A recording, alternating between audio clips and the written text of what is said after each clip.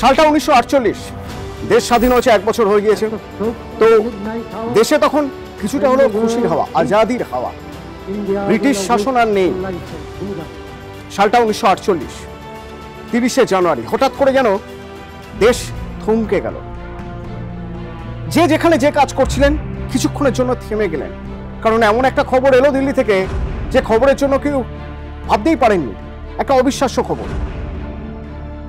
বাপু বলা হয়, জাতির জনক বলা হয় মহাত্মা গান্ধী, মোহনদাস করমচাঁদ গান্ধী মারা গিয়েছেন। না, মারা গিয়েছেন খবরটা বোধহয় অতটা ধাক্কা দিত না যতটা ধাক্কা দিল তাকে মারা হয়েছে। এই খবর, গুলি করে মারা হয়েছে মহাত্মা গান্ধীকে।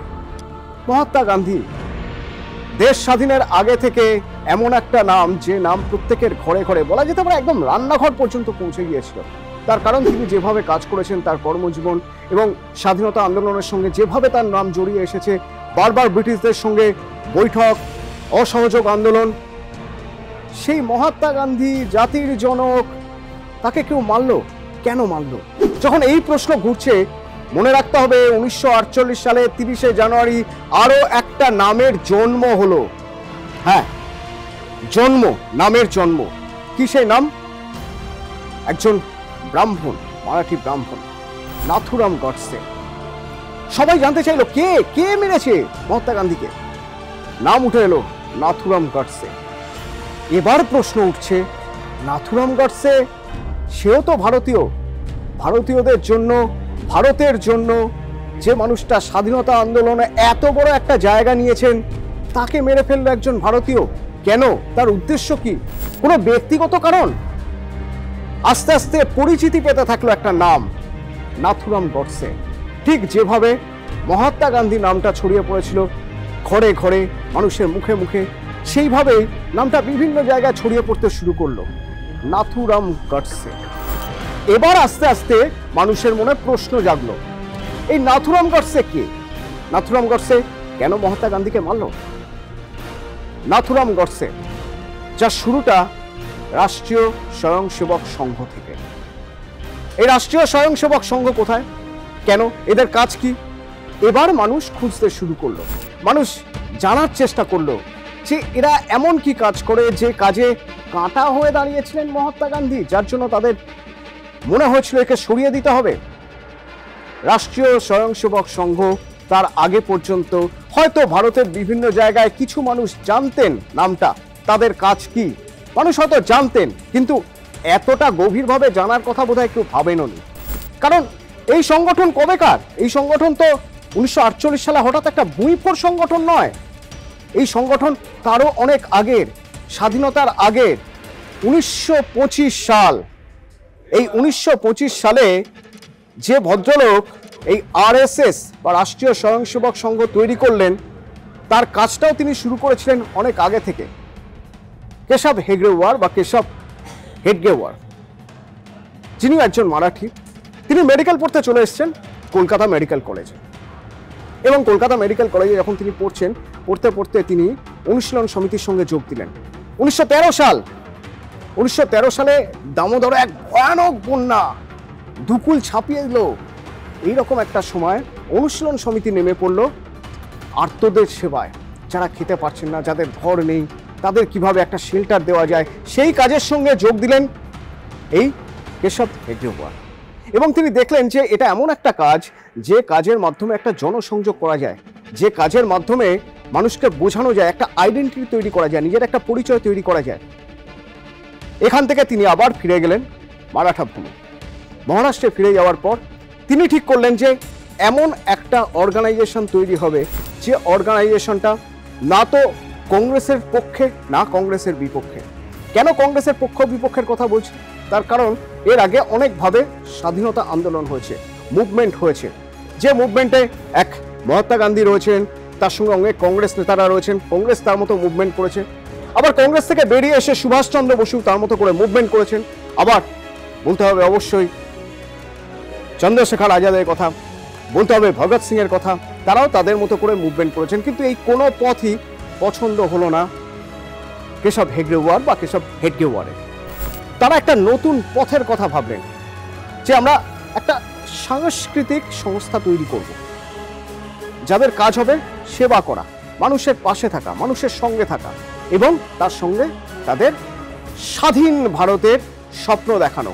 যে পথ কংগ্রেস বেছে নিয়েছে বা অন্যান্য রাজনৈতিক দলগুলো বেছে নিয়েছে সেই পথের বাইরে দাঁড়িয়ে আর একটা পথ, এবং সেখানে হিন্দুদের কথা বলা হবে, হিন্দু জাগরণের কথা বলা হবে, হিন্দুস্তানের কথা বলা হবে। সেই কর্মসূচি শুরু হলো যখন মাত্র 5 জন স্বয়ংসেবককে নিয়ে 1925 সালে। আর সেই 5 জনকে নিয়ে তৈরি আরএসএস আজ কোথায় এসে দাঁড়িয়েছে জানেন? 2014 সালের একটা তথ্য যদি আপনাদের দিই তাহলে বলতে হবে 2014 সালে অন্তত সারা দেশে তার আগে পর্যন্ত যতগুলো শাখা ছিল বা যতজন স্বয়ংসেবক ছিলেন সেই শতাংশের হারে সংখ্যাটা 13% বেড়ে গিয়েছিল 2013 থেকে 14 এই সময়। কেন এই সময়ের কথা বললাম একটু পরে আপনাদের সে কথাও বলবো। তো এ তো গেল 1948। ধীরে ধীরে মানুষের মনে আরএসএস, রাষ্ট্রীয় স্বয়ংসেবক সংঘ, নাথুরাম গডসে এই নামগুলো আসছে। এবার এদের কর্মকাণ্ড কি, আদৌ সেগুলো ভালো না খারাপ, সেগুলো জনহিতকর নয় কি, এসব প্রশ্ন যখন আসছে তার মাঝখানে দেখা গেল যে 1948 সালেই মহাত্মা গান্ধীকে যেহেতু নাথুরাম গডসে মেরেছেন সেজন্য আরএসএস কে ব্যান করে দেওয়া হলো। আরএসএস এর ইতিহাস যদি আমরা দেখি, আরএসএস কে কিন্তু 3 বার ব্যান করা হয়েছে। একবার এই 1948-এ, তারপরে এমার্জেন্সির সময় 1974-75-এ, আর একবার 1992 সালে বাবরি মসজিদ ধ্বংসের সময়। সে সময়ও আরএসএস কে ব্যান করা হয়। 3 বার ব্যান হওয়ার পরেও এই মুহূর্তে তথ্য বলছে সারা ভারতে 55,000-এরও বেশি শাখা রয়েছে আরএসএস এ। তাহলে এই উত্থানটা হলো কিভাবে? এত মানুষ শাখা আরএসএস এই সংগঠনের সঙ্গে যুক্ত হচ্ছেন, তাদের কাজকর্মের সঙ্গে যুক্ত হচ্ছেন, তাদের যে ভাবনা চিন্তা, তাদের যে দর্শন, সেই দর্শনের সঙ্গে যুক্ত হচ্ছেন বা একাত্ম বোধ করছেন কিভাবে? সংখ্যাটা এখন এমন একটা জায়গায় দাঁড়িয়েছে যে আরএসএস এর পক্ষে এটা সত্যি একটা গর্বের যে আজ 2025-এ দাঁড়িয়ে যখন শতবর্ষ পূর্তি হচ্ছে আরএসএস বা রাষ্ট্রীয় স্বয়ংসেবক সংঘে, তখন তারা যে দর্শনের কথা বলেছিল সেই দর্শনে আমাদের দেশের প্রচুর সংখ্যক মানুষ তাদের সঙ্গে সামিল হয়েছেন। এই পথটা এতটা সহজ ছিল না। ওই যে বললাম 3 বার ব্যান হওয়ার পরেও কিভাবে উত্থান যখন 74-75 এমার্জেন্সির পরে মোরারজি দেশাইয়ের গঠবন্ধন সরকার, তো সেই গঠবন্ধন সরকারে সেখানে আরএসএস ঢুকলো এবং তার ঠিক পরে ধীরে ধীরে ধীরে ধীরে জাতীয় রাজনীতিতে একটা জায়গা তৈরি হলো। এবং সেই জাতীয় রাজনীতিতে জায়গা কিভাবে তৈরি হলো? ভারতীয় জনতা পার্টির মাধ্যমে। এই ভারতীয় জনতা পার্টিকে বলা হয় যে আরএসএস ব্যাক রাজনৈতিক দল। অন্তত রাজনৈতিক বিশ্লেষকরা বহুবার কথা প্রসঙ্গে সেই কথাই বলে আসেন এবং এর পিছনে অনেক যুক্তিও রয়েছে তাদের। আমরা যদি দেখি যে এই ভারতীয় জনতা দল বা ভারতীয় জনতা পার্টি বিজেপি, এই বিজেপির প্রধানমন্ত্রী অটল বিহারী বাজপেয়ী কোথা থেকে এসেছেন? Background RSS. Narendra Modi background RSS. Amit Shah background RSS. তারা পছন্দ করে রাষ্ট্রপতি বানিয়েছিলেন কাকে? Ramnath Kovind, background RSS. এখন ভারত যেখানে দাঁড়িয়ে রয়েছে, এইখানে দাঁড়িয়ে রাজনীতি কি হচ্ছে? বলা হচ্ছে মেরুকরণের রাজনীতি হচ্ছে। রাজনৈতিক বিশ্লেষকরা বলছেন যে ধর্মীয় মেরুকরণ করে রাজনীতি হচ্ছে। যদি সেটা হয়েও থাকে তাহলেও ভেবে দেখতে হবে 2014 থেকে 2025 কেন্দ্রে সরকার গড়ছে কারা? ভারতীয় জনতা পার্টি, ব্যাকড বাই আরএসএস। অর্থাৎ যে দর্শনের জন্য 3 বার আরএসএসকে দাগিয়ে দেওয়া হয়েছিল, ব্যান করা হয়েছিল, ব্ল্যাকলিস্ট করা হয়েছিল, সেই দর্শন কোথাও না কোথাও মানুষের মনে কোনো জায়গা করে নিচ্ছে।